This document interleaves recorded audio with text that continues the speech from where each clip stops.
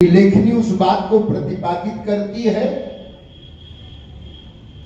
सत्वांशैः पंचभिस्तेषां क्रमात् भिन्ति पंचकम स्रोत त्वग अक्षि रसन घ्राण उपजायते।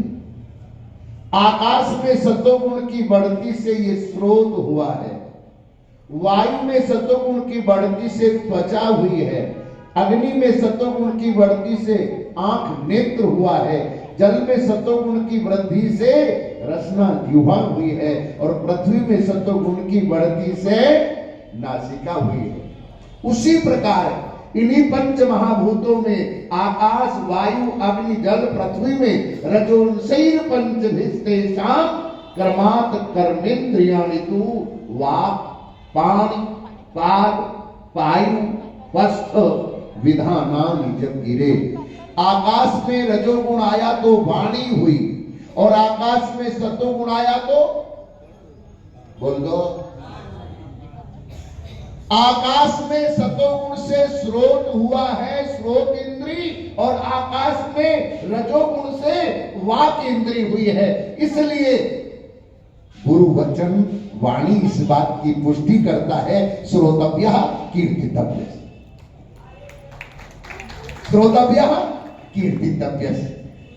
नाम का श्रवण करो, नाम का वर्णन करो, श्रुतिवाच का श्रवण करो। इसलिए गुरुजन उपदेश करते हैं, स्वाध्याय प्रवचने नीचा, स्वाध्याय प्रवचने नीचा। जो स्वाध्याय करो उसकी अभिव्यक्ति करो, जो श्रवण करो वो व्यक्त करो, क्योंकि कान के द्वारा ही हृदय में सत्य ब्रह्म पहुंचता है। इसलिए सूत जी महाराज ने सौनक जी के प्रश्न का समाधान ऋषियों की सभा में नैमिषारण्य में किया। दृष्टांत के माध्यम से प्रविष्टा कर्णरंध्रे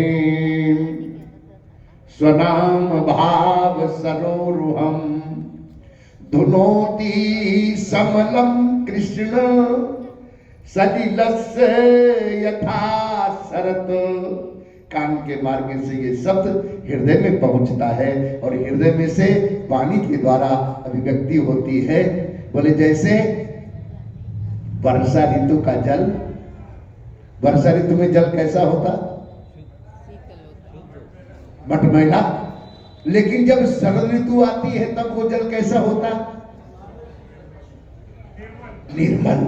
बस ये उदाहरण दिया, सलिलस्य यथा शरद, जैसे वर्षा ऋतु के जल को शरद ऋतु कर देती है, ऐसे ही श्रुति वचन, ऐसे ही शास्त्र वचन, ऐसे ही गुरु वचन, ऐसे हृदय को शुद्ध कर देते हैं, हृदय निर्मल हो जाता है। इसलिए नित्य श्रवण करना चाहिए।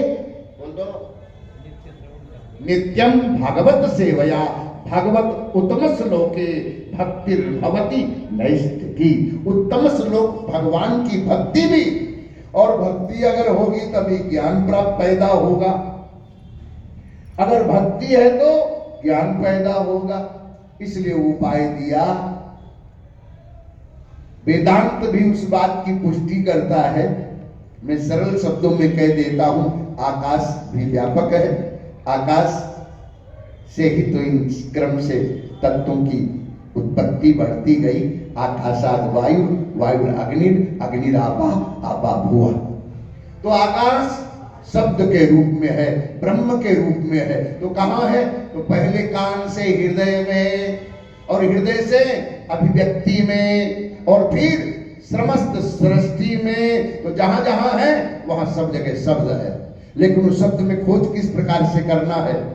तो दसों दिशाओं में उन 10 नाद के रूप से उसको पाने के लिए हमारे पुरुषों ने प्रथमम चिंचन गात्रे, द्वितीयम गात्र भंजनम, तृतीयम श्रोते तालु, घंटा नादा, पंचनादा, वेणुनादा, मृदंगनादा, शंखनादा, इस प्रकार से कहा। वो नाद के रूप में है, अनहद के रूप में है।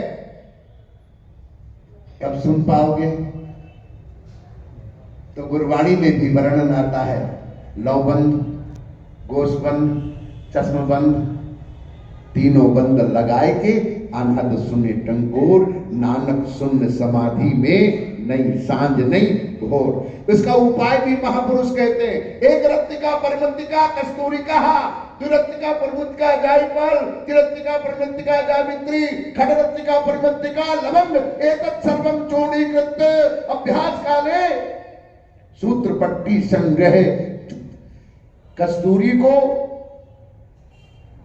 जायफल को, जावित्री को और लौंग को इस मात्रा में मिला करके कपड़े में बांध करके अपने कान में धर लो उस पोटली को, और फिर बाहर की आवाज ना आए तब अंदर की आवाज आपके अंदर। जिस प्रकार से मृग की नाभि में कस्तूरी होती है और वो हिरण बाहर खोजता है,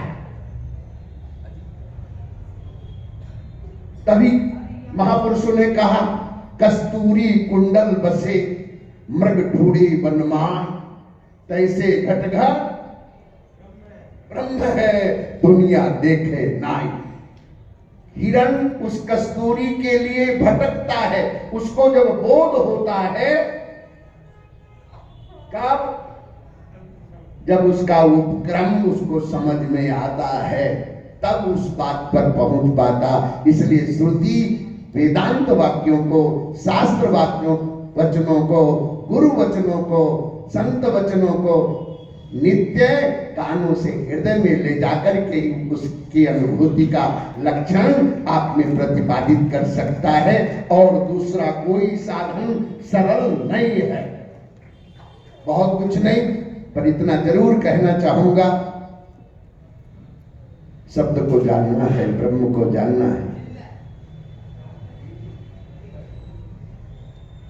समाहितो ब्रह्मण ब्रह्मणा परमेष्ठिना, हृदय आकाश भूनादो वृत्ति रोधात विधाव्यते। अपनी वृत्तियों को जब एकाग्र करोगे, भागवत जी में भी कहा एकाग्र मनसा भगवत भक्ति योगिता भगवत तत्व विज्ञानम मुक्त संगस्य जायते है। एकता लाइएगा, एकाग्र हो जाइएगा। तो कह लो ध्यान करना हो तब अकेले हो जाइएगा, ध्यान करना है तब,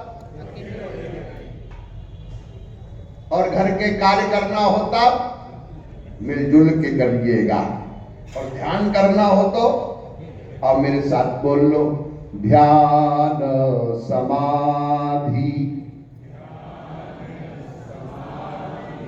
अकेले होई।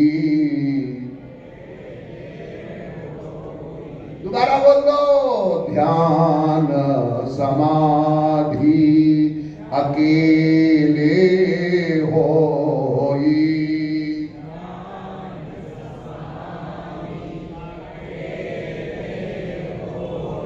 जब ध्यान करना होता अकेले बोल दो, ध्यान करना होता तब दूसरा नहीं, केवल अकेले, पति नहीं, पत्नी नहीं, पुत्र नहीं, पुत्री नहीं, परिवार नहीं, और फिर आगे बोलो पैसा भी नहीं, फिर आगे और बढ़ लो, पद भी नहीं और प्रतिष्ठा